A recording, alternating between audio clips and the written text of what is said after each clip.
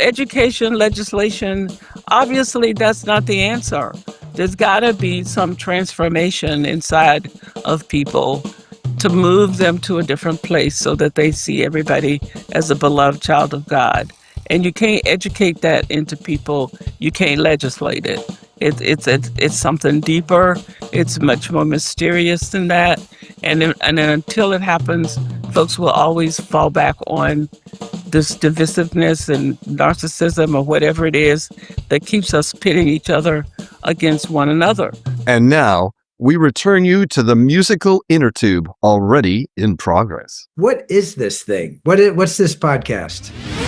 Welcome to the musical Innertube. I'm Don Rooney. I'm John Tempeh. We just talk to interesting people about interesting stuff. The musical Innertube welcomes Dr. Catherine Meeks, the retired Clara Carter Acree Distinguished Professor of Sociocultural Studies at Wesleyan College. She's an author, community activist, and wellness advocate. She is widely known for her decades of work advancing dialogue, reconciliation, and community-based healing. A recipient of the Joseph R. Biden Lifetime Achievement Award and many other accolades, Dr. Meeks is the founder of Turquoise and Lavender, an institute for transformation and healing. She's also the former executive editor of the Absalom Jones Center for Racial Healing, and she is the author of 9 books, including The Night is Long But Light Comes in the Morning of 2019 and The Quilted Life 2021. She's here to discuss her new one, Bridging the Rivers of Difference, a proclamation of unity in resistance. Dr. Meeks, we are so happy to welcome you today to the musical Innertube. Thank you so much. I really appreciate you taking the time to spend some time with me about this work. So this is such a great book. I was reading it every couple of paragraphs. I was saying, yeah, she's got that right. Yeah. And it actually goes to the central question, I think, in a lot of ways. I'm sure you think so too, which is the question of how do we bridge the divisions among us?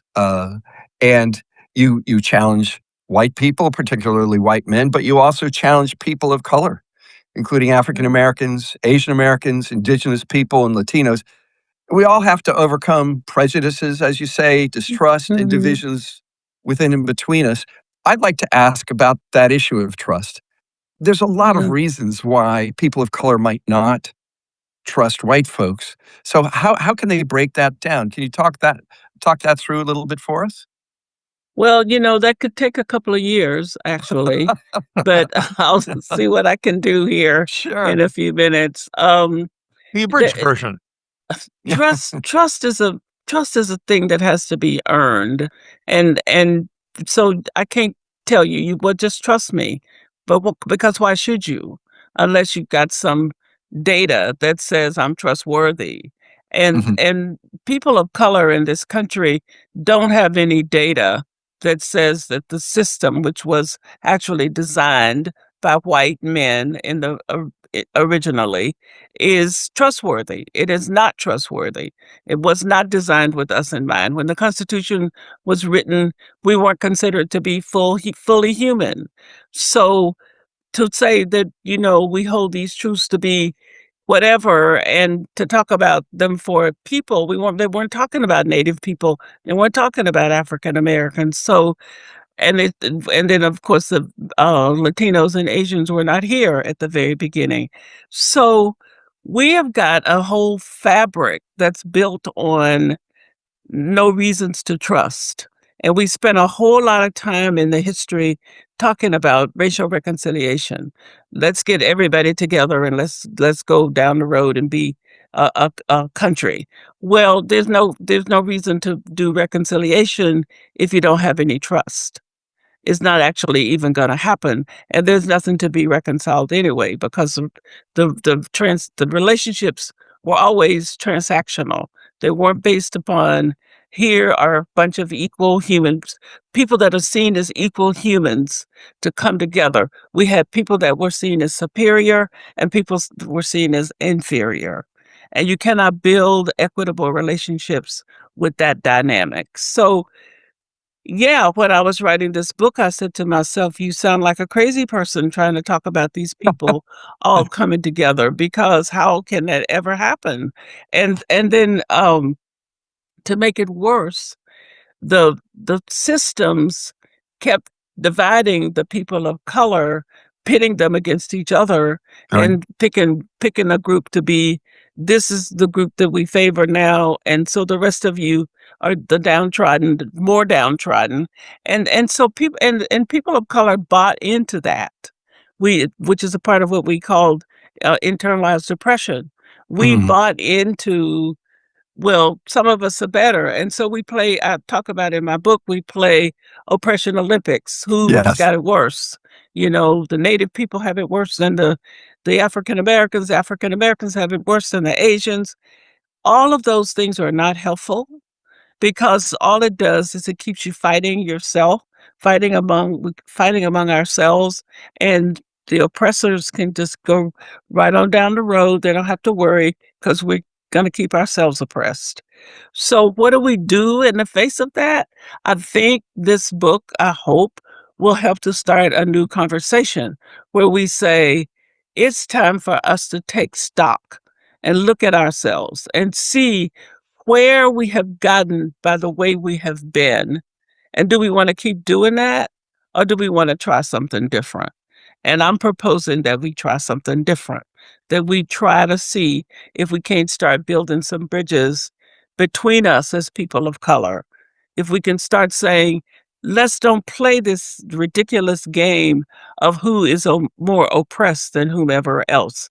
Because if you're oppressed, you are oppressed.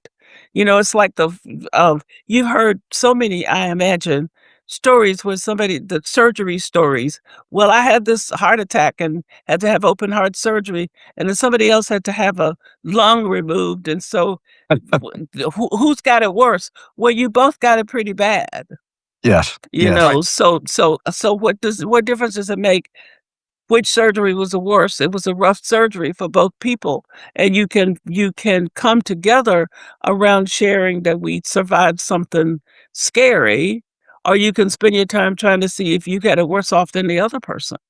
So I'm saying that it's time for us as people of color to stop playing that oppression Olympics, to begin to trust each other.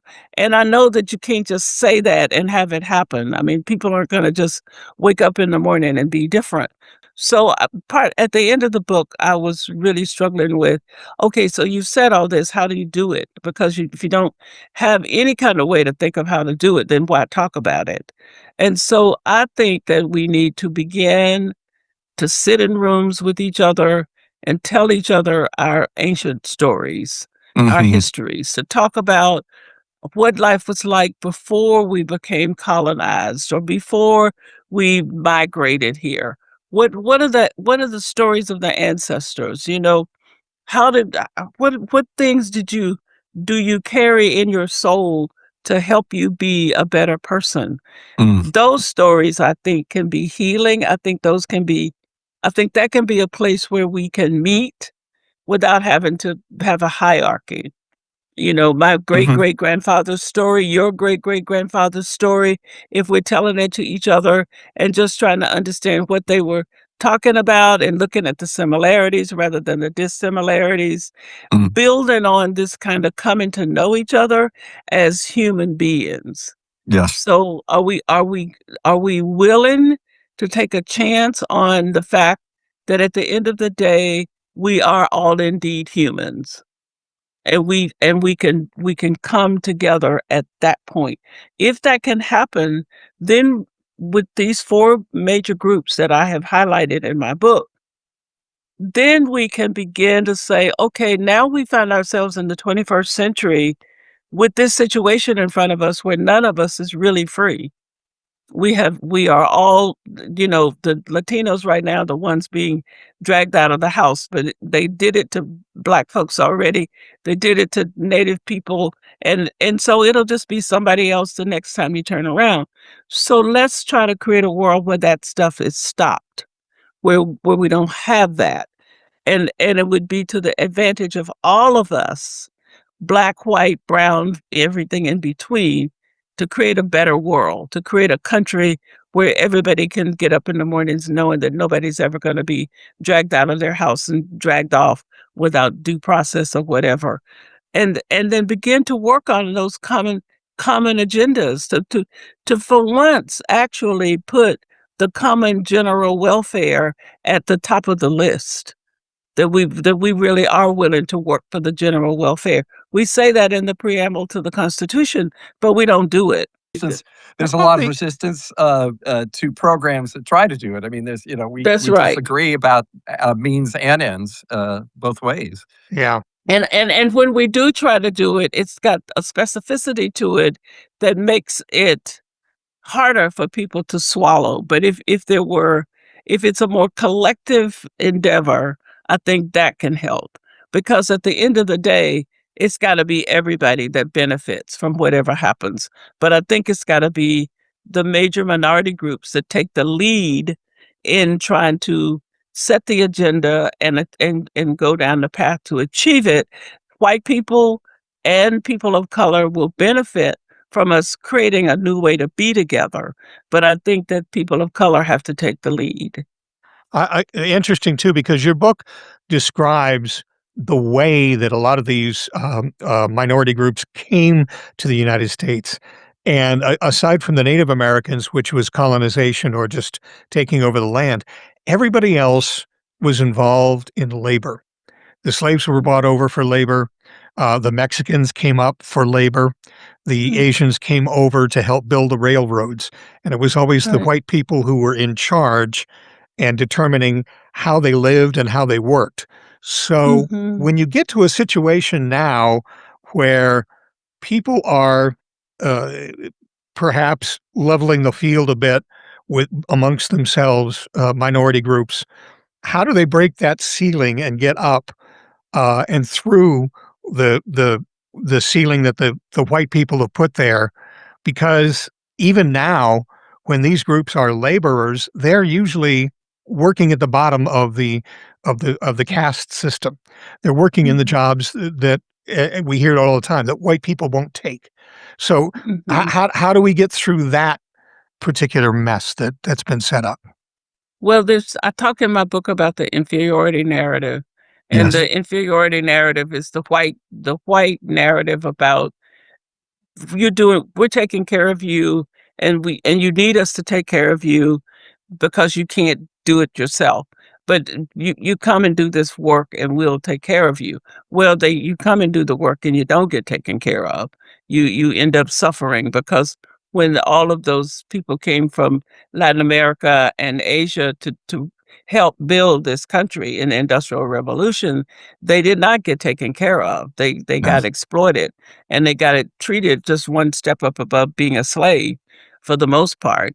So unt this whole business of inferiority, the inferiority narrative on the white side and the internalization of the prejudice on the oppression on the side of the people of color creates this kind of jumble where you do have to really sit with and interrogate yourself about who do you want to be and what kind of person are you going to be. Now, we bought all into Mexicans don't like black folks. Black folks don't like Asians. Asians don't like black folks. Native people live out on restricted lands, so they're kind of away from all of it. So how in the world do you build any bridges when you've got that kind of divisiveness and separation even of Native people? And when I was writing, I was interrogating my own self about how reasonable is any of this? And I think it's going to take a lot of intentionality. I think it's going to take bringing people together very intentionally. Those of us in the business of trying to do racial healing work are going to have to shift gears.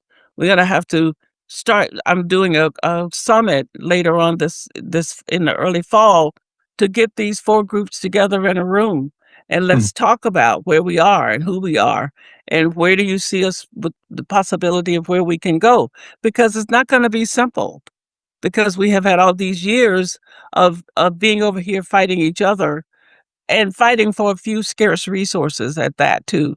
There's a little pot of money in philanthropy for racial healing work, and everybody's trying to get it.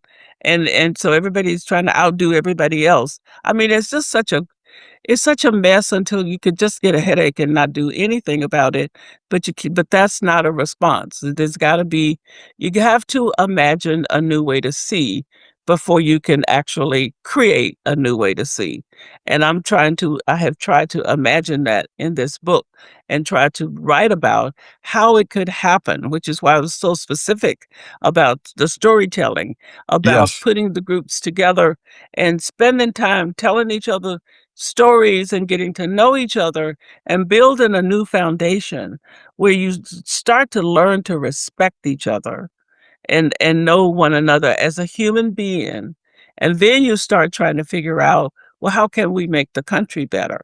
You cannot start with, we're going to come together and do something because everybody's got their own agenda and nobody wants to give up their stuff because everybody wants their little piece of the pie and their name on the plaque. We got to give up some of that stuff. And we're not going to get there until we trust each other and care enough for the general welfare. We got to, that's a big jump from where we are, because right now we're very narcissistic. It's all about this group, that group. You're better, I'm better. You're worse, I'm better. I deserve this because we had it worse than you. That's where we are right now, right this minute. And how do we get from there to where I'm talking about? It's gonna be a process, and it's gonna take a while. Uh, this reminds me of something you talk about in the book. Anybody who's American and has their eyes even halfway open knows that this country has grown in so many ways, even during our own lifetimes. But Mhm. in a very deep sense, it hasn't grown up. It hasn't grown past certain things that have structured our togetherness, if you know what I mean. I know you know what I mean. Um, and one thing you mentioned, which I took to heart while reading it, is that among all the ways that we have to unlearn what we know in order to do what you're talking about, white folks have to realize that they too have been wounded by the structures that are in place. And I've realized reading that how it was true for me. It just sort of happened, the kind of thing where you read something, I know exactly what she's talking about. But I'd love you to talk a little bit about that, you would have thought that we belong to the power class, right? White folks do. Um, Mhm. and yet we're wounded. I mean, where does one see this? You could start anywhere you Mhm. want. Well, even for the folks that have the power and that are rich, they have missed out on seeing everybody as an equal human being, and that in Mm, itself is a wound. To feel superior is a wound. It's a bad place to be, because there is no such thing as somebody being better. In the grand scheme of God's creation, we're all human beings. And if I believe in God, and I don't believe in a God that is like some people that God created better than others. I mean, that would be a pretty messed up creator to be that way, right? So Yeah. yes. so I think that the other thing is that when white people realize that racism has cheated them, wounded them, and that they're not just out here trying to help people of color have a better life, but they're working on having a better life themselves. That to live not being afraid of people just because they look different, or not having attitudes that aren't based in reality just because people don't speak the same language you speak or eat the same food you eat. That to live without those kinds of constraints is better than living with them. And you would like to get free of that, to really be a free person. And so when white people realize that, and they're engaged then in this work, but to help themselves as well as to help people of color, that then we get to a different place. We get to a place where something actually can happen that's real. And that's why I talk about allies of the white folks who just show up for the protest here and there Yes. whenever it's convenient, and co-resistors are the people that's starting to catch a glimpse that it's got something to do with them, and they stick around longer. They get more engaged. And then fellow pilgrims are those folks who say, I'm wounded too. I don't know if you are familiar with the work of Henry Nouwen, but Henry Nouwen talks about, he's a theologian that talks about that all of us are just wounded on, talks about us being wounded healers. And we're all just wounded, and when we are engaging with one another, we're just helping each other find out where the bandage closets are. Mhm. So that's the Mhm. fellow pilgrim. The fellow pilgrim has said, I know that I've been wounded too, and you've been wounded, and I'm willing to help bear your burden and let you help bear mine. And we're gonna go looking for the bandage closet. We're gonna work on this together, because both of us need healing. And not that I'm here to help you fix you, or I'm here because I'm better than those white folks that are not here. That kind of, again, let's get back into that supremacist thinking.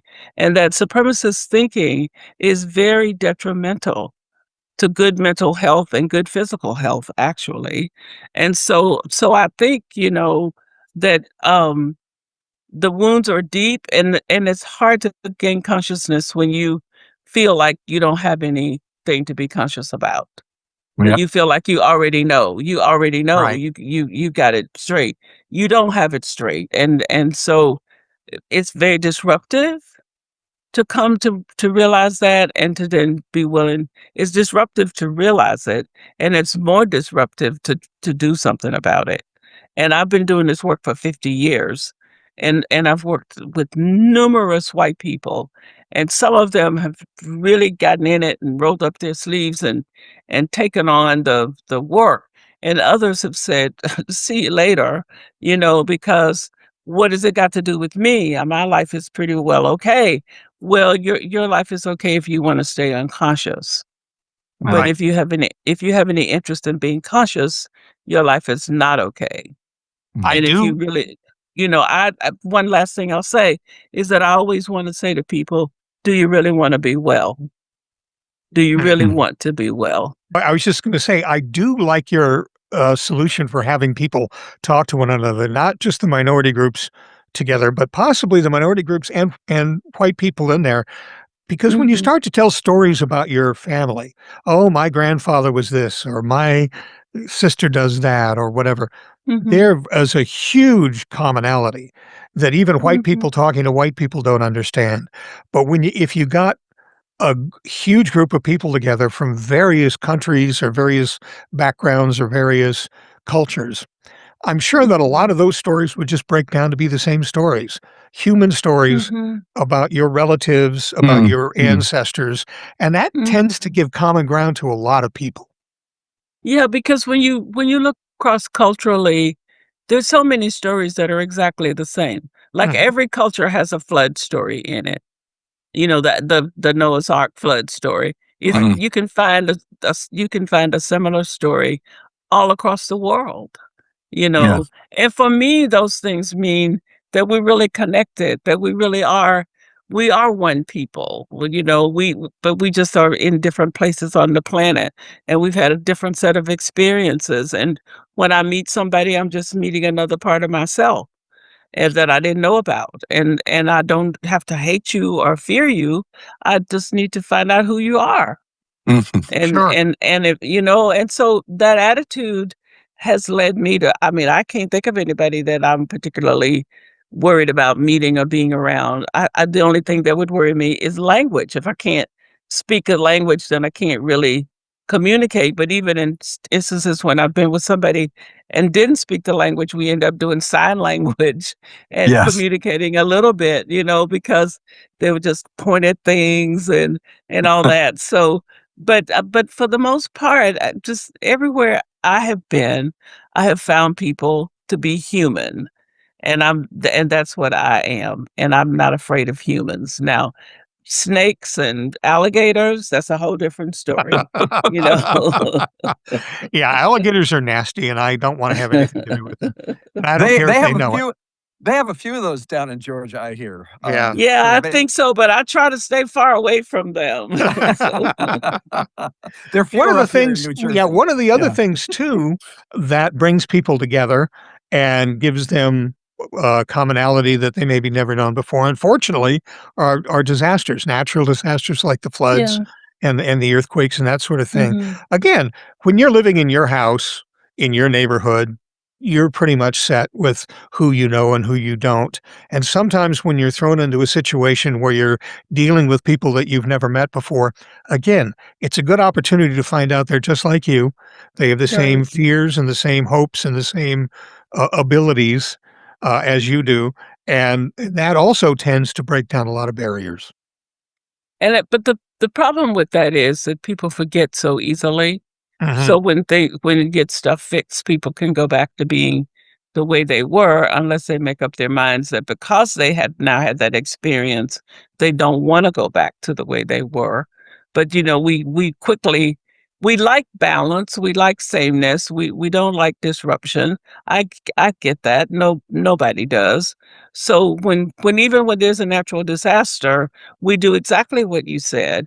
We come together, we care about each other, we don't care about the all the stuff that we were divided about the day before it happened doesn't matter anymore because now it's just this that matters.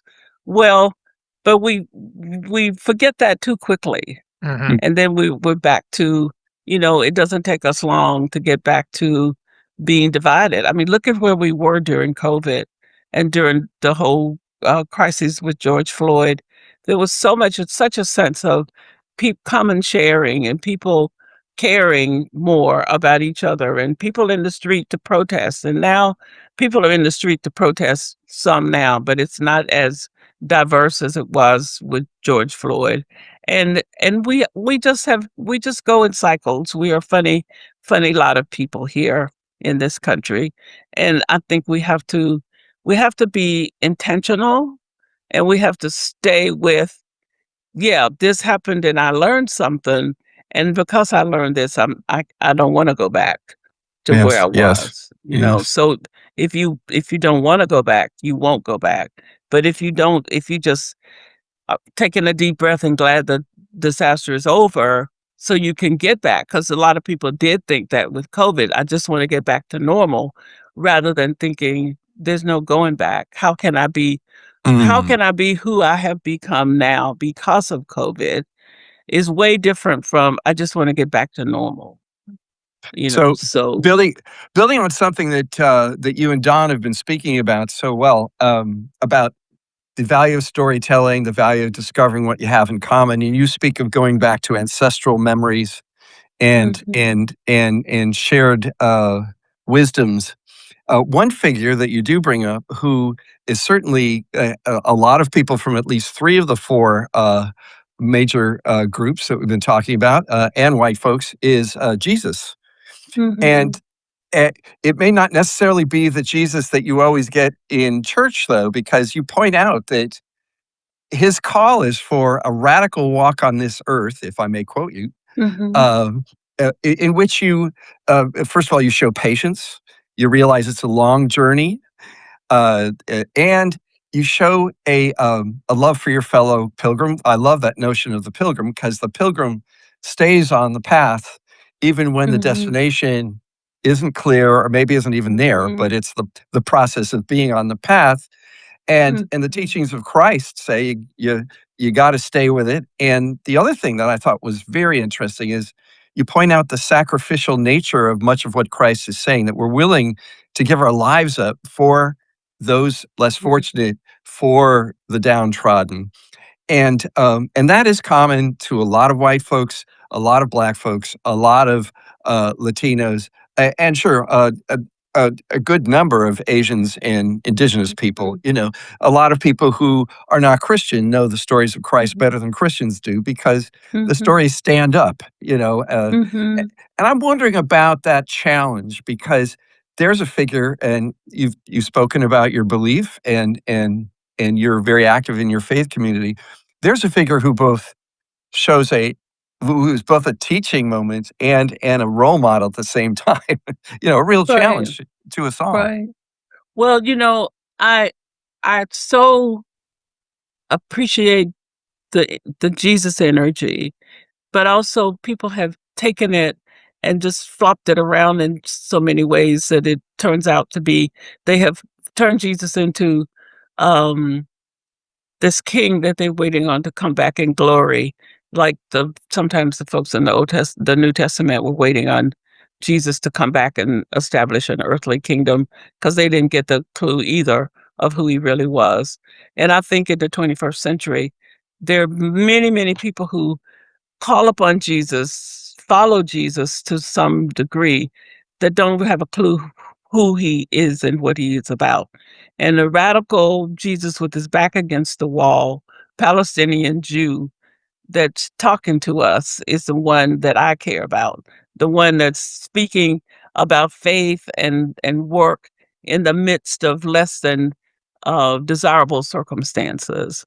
And Yes. there, there's so many folks I think that are thinking that as long as they can have stained glass windows and air conditioning and a very lovely set of pews to sit in, that following Jesus is fine. But basically, you're talking about following a guy that says he didn't have anywhere to lay his head.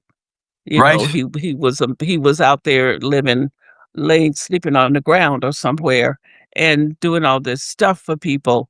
So I think that the Jesus that I'm interested in is the one that kicks us out of these places of complacency Mm. and tells us that there's work for you to do, and you have to figure out the work for yourself. I don't think I'm not trying to tell people it's this or that or the other. I'm saying you have work to do.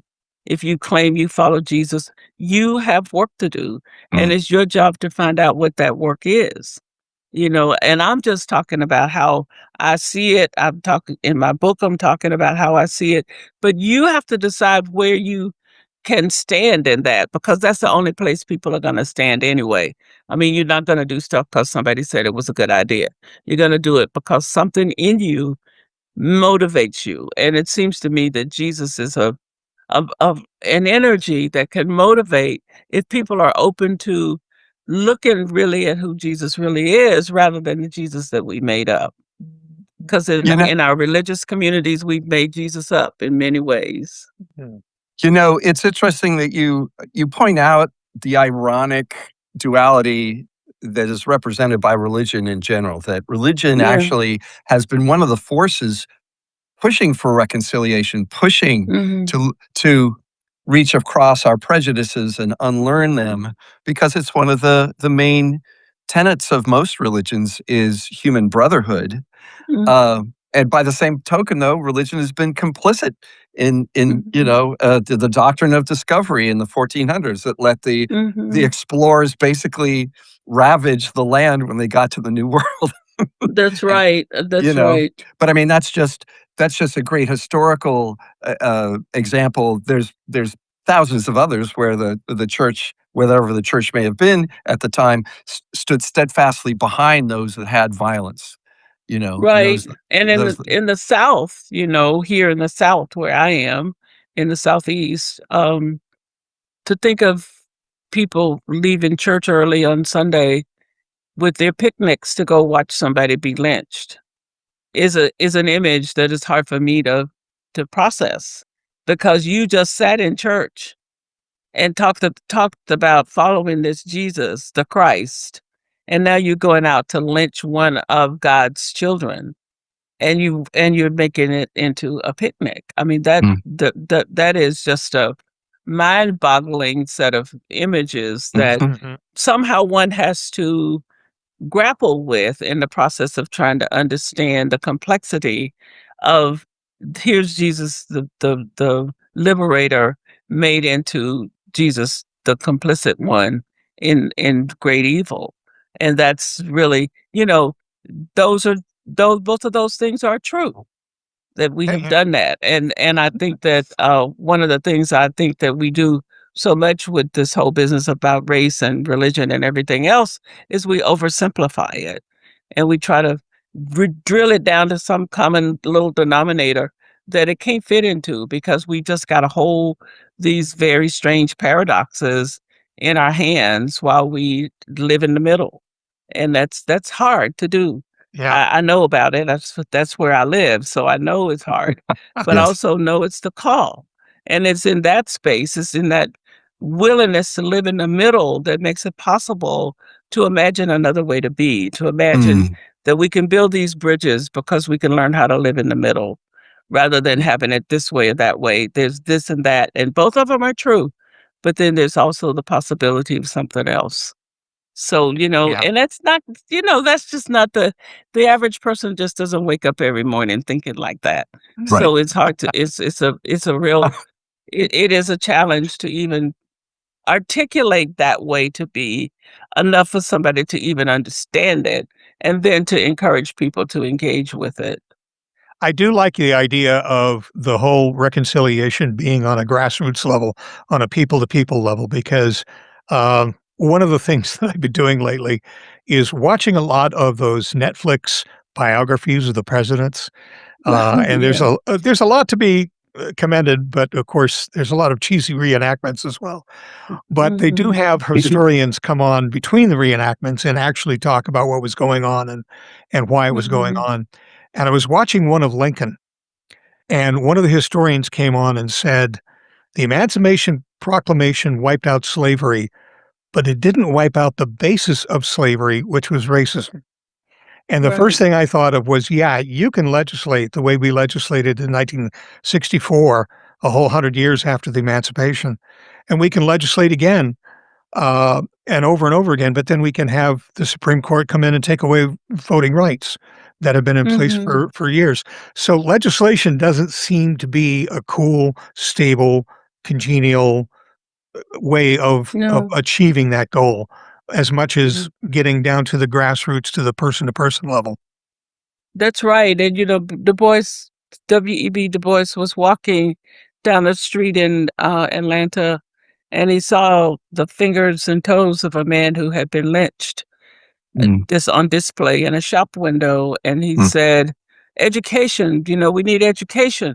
People need to be educated, and they won't do this." Well, they do. Education didn't stop Hitler. He Mhm. wasn't uneducated. So education, legislation, obviously that's not the answer.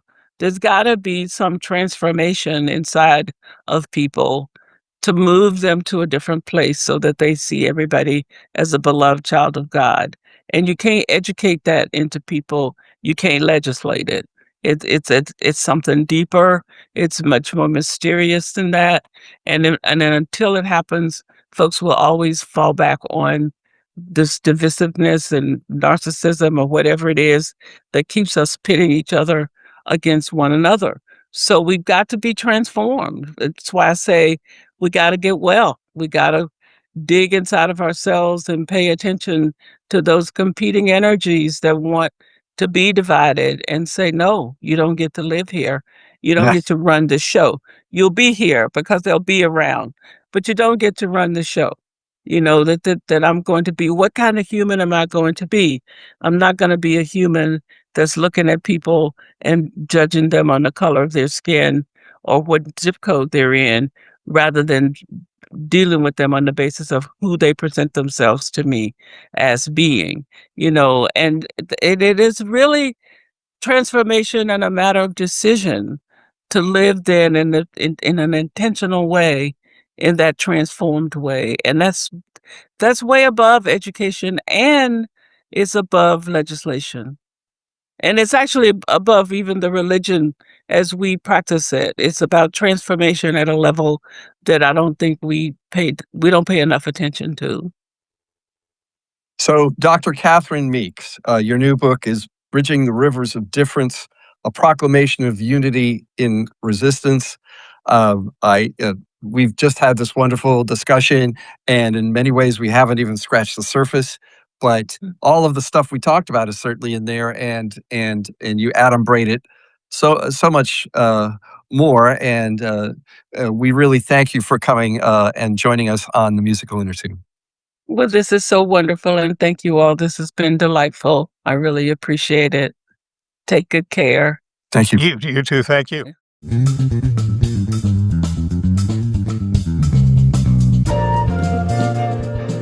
And thank you for listening to the Musical Innertube. Send us an email at musicalinnertube, all one word, @gmail.com. Or log into our website, musicalinnertube.com and click on the microphone in the lower right-hand corner to leave us a voicemail. And while you're on our website, take a few minutes to listen to past episodes of the podcast, along with pictures and biographies of our guests, blog posts, and lots more. Our thanks to virtual band Car Radio Dog for providing us with our theme music.